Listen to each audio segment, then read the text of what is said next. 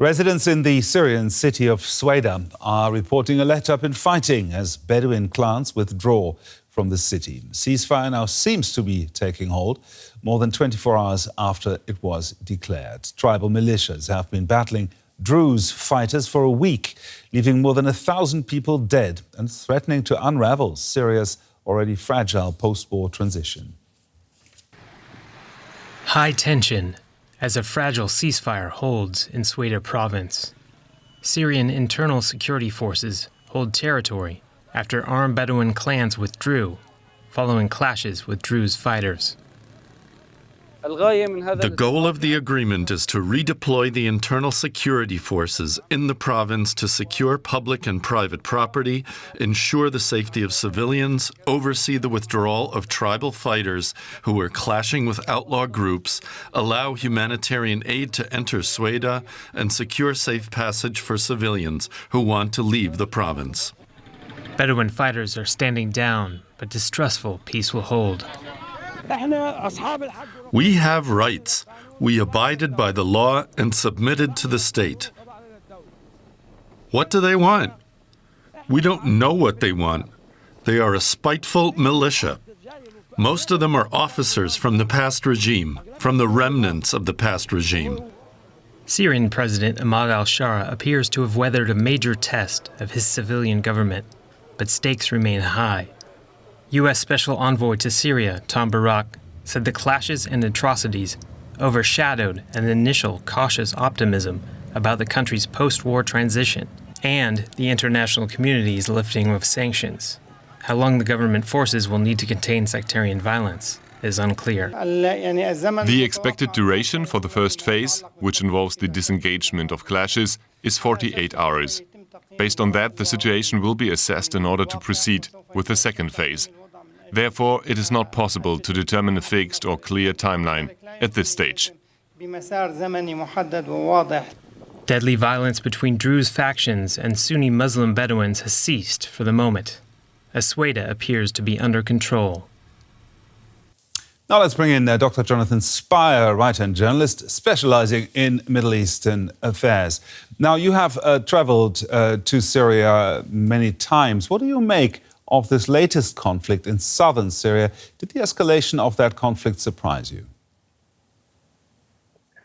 In a certain sense, it did not surprise me, because let us remember, this is now the third occasion since the fall of the Assad regime on December 8th, 2024, in which very serious sectarian violence has taken place. The first was, of course, in the western coastal area, involving the Alawi minority being targeted in March. The second was in April, again targeting the Druze community in a place called Jarama. And this is now the third. So, three times, so to speak, starts to look like a pattern. And I think that the pattern which is emerging here, unfortunately, is that the emergent regime of President Ahmed and those around him appears to have a deeply problematic relationship to Syria's non-Sunni and non-Arab minorities. And this, I think, is something which ought to be a matter of concern for all of us, and ought to lead to analysts and others regarding Syria to take a close look at what exactly this emergent regime does indeed consist of, and who exactly is involved in it up to the highest levels. Are you insinuating that the regime carries a responsibility, direct responsibility for this kind of fighting? Well, also in the western coastal area in March, and also it looks like, as the picture grows clearer this time, what we have seen is the entry into the area in question of militias, which are not necessarily formally linked to the emergent security forces of the new government, but which, in fact, if you look at the individuals involved, consist of people who are very close to the top elements of that government. So, for example, if I can throw a name out, I'm hearing in the last hours that a guy called Abu Amshar was involved in the so-called entry of tribal fighters into Sweida area in the last couple of days. This Abu Amshar is not from the south, he's from the northwest of the country, actually. He was a notorious militia leader against the Assad regime, responsible for the disappearance of thousands of people, actually. I reported on it myself in the Afrin area in northwest Syria. So these are the kind of individuals who are being rebadged, if I can put it that way, as members of the security forces or members of auxiliary forces. These are people who are known to analysts of Syria as people with a long track record of ethnic cleansing and of really some very, very bad and problematic acts indeed against civilians in the past. And these are some of the faces that are turning up in the events of recent days. If I keep all that in mind, what you just said, is it actually possible to unite Syria under one government? And is al-Sharaa up to the task? Well, I think it's very difficult. First of all, we should remember, I think this is perhaps sometimes overlooked, that Hayat Tahrir al-Sham, that's to say the organization that Ahmed Sharaa actually leads, is a relatively small organization. When it entered Damascus on December 8th, 2024, it consisted of around 45,000 fighters. That's not anywhere near enough, of course, to begin to administer a country.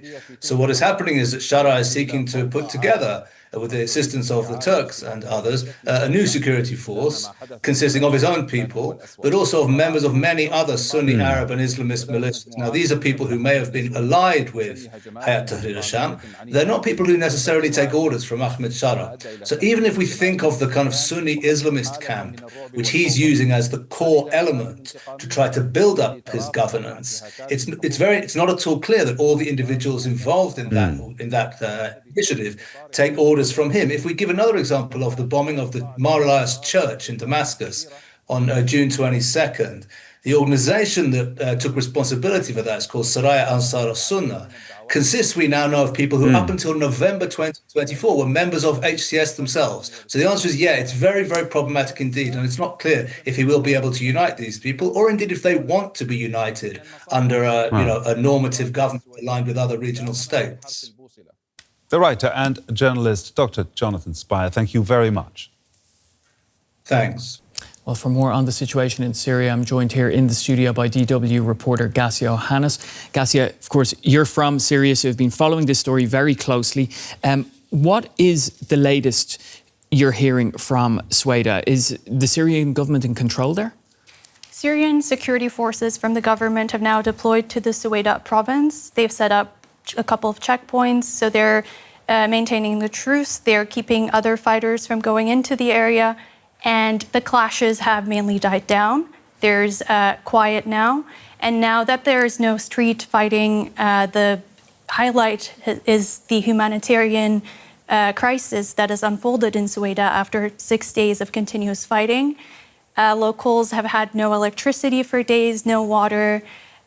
Food supplies are also running short, medical supplies. So the government actually sent an envoy, and they didn't let in a government envoy that includes the government health minister. So the government's military control is currently extends to that area, but still it seems that the local Druze community is calling the shots of who gets access into the area, and they let in the Red Crescent instead, and they delivered aid to the hospital. They were on their way earlier, but it still remains a difficult situation in Sweida at the moment. It certainly sounds like that. It seems like on some level like a positive development for President al-Sharaa's interim government, right?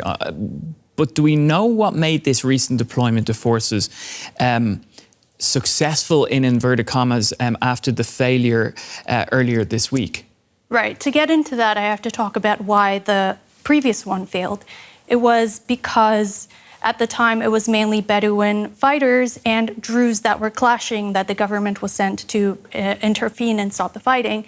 But this time it was a very different picture. It was tribes and armed groups from all over Syria, from across Syria, that headed to Sweida. So it created this chaos in the streets, and because of that, Arab actors, the US, quickly got involved, and they were in talks with al-Sharaa, and they all decided that if this is not brought under control quickly, it's not just a Syria problem, but it could spill over to neighboring countries, neighboring Arab countries that also have these minorities. So they saw how big of a problem it was, and they acted fast, and so far, because of all those actors involved, the ceasefire, everyone kind of understands the severity of the situation, and it is holding at the moment.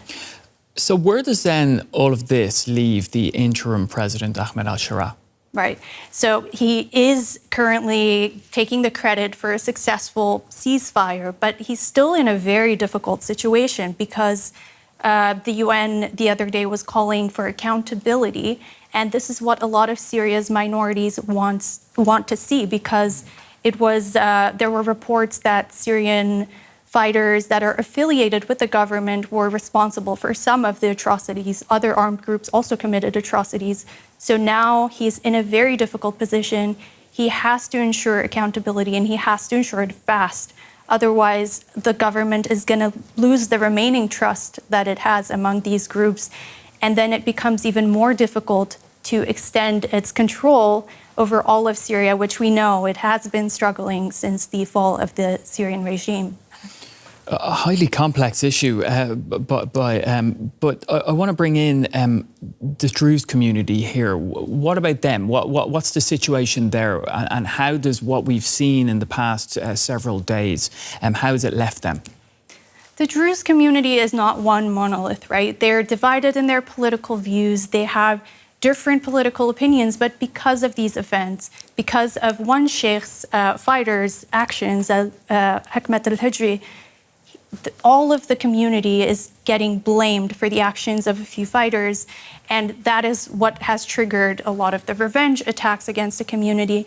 And after Israel's intervention, this put the community in even a tougher position, because even though Israel said it was trying to protect the community, a lot of Syrians now, because of the strikes that killed other Syrians, Israeli strikes, view the Druze as traitors, and this is a dangerous sentiment that exists within Syria. And if they don't hold people accountable, there's going to be more of an effect on the entire Druze community. And we've seen already Druze in the Aleppo city, my city, that got beaten up at a university because they were taking a stance. Protesters have been facing violence because of their stance. So there's this loaded sectarian tension that affects the Druze, but it also affects other minorities. And if they don't act fast, this can spiral even more. Right, well, we're going to leave it there, Gasio, but really great to have you in the studio and for you to break it down for us. DW reporter Gasio Ohanes, thanks so much.